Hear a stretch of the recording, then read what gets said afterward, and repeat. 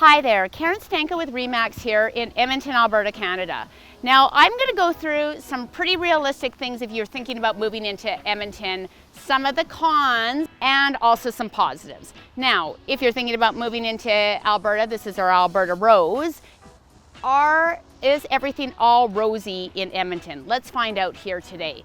So, as a Edmonton person that has lived here for 17 years, I have a lot of positives and negatives about living in the city. There has been a lot of media right now behind the fact that downtown, since COVID, has become pretty unsafe. A lot of homeless people have gravitated towards downtown, and if you are thinking about relocating, this is something that you might want to be aware of, and a lot of problems have been happening in our transit. So I would say if you're thinking about relocating, that is one of the negatives, is if you're looking for a downtown core area that you want to hang out in and be okay and safe in, Edmonton probably, until it cleans it up its act, is probably not your number one choice.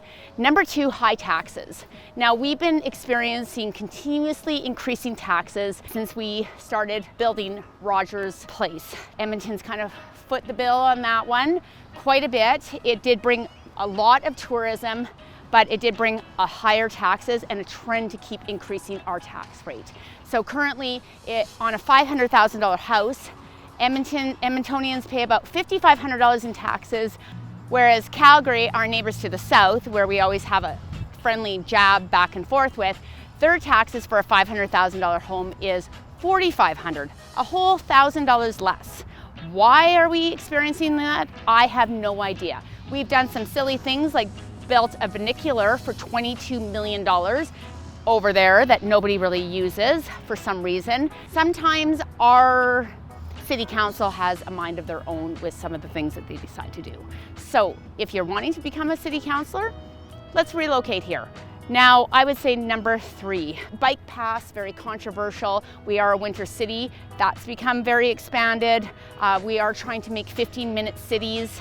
Some people like it, some people don't.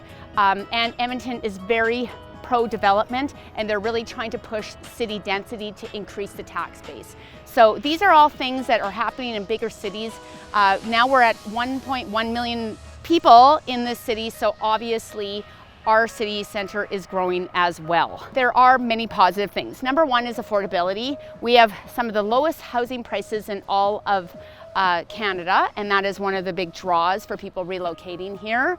Number two, we have a lot of festivals, a lot of parks, a lot of recreation areas, and there's some hidden gems like Elk Island National Park, the Mootart Conservatory. There's also Strathcona, where they have tons of murals and different arts. So if you are looking to relocate into something like that, I would suggest this. Number three would be our river valley, walking trails, all of that sort of stuff is amazing here if you're into outdoor activities. So if you are thinking about relocating, we are very happy to have you. My name is Karen Stanko, I'm with Remax.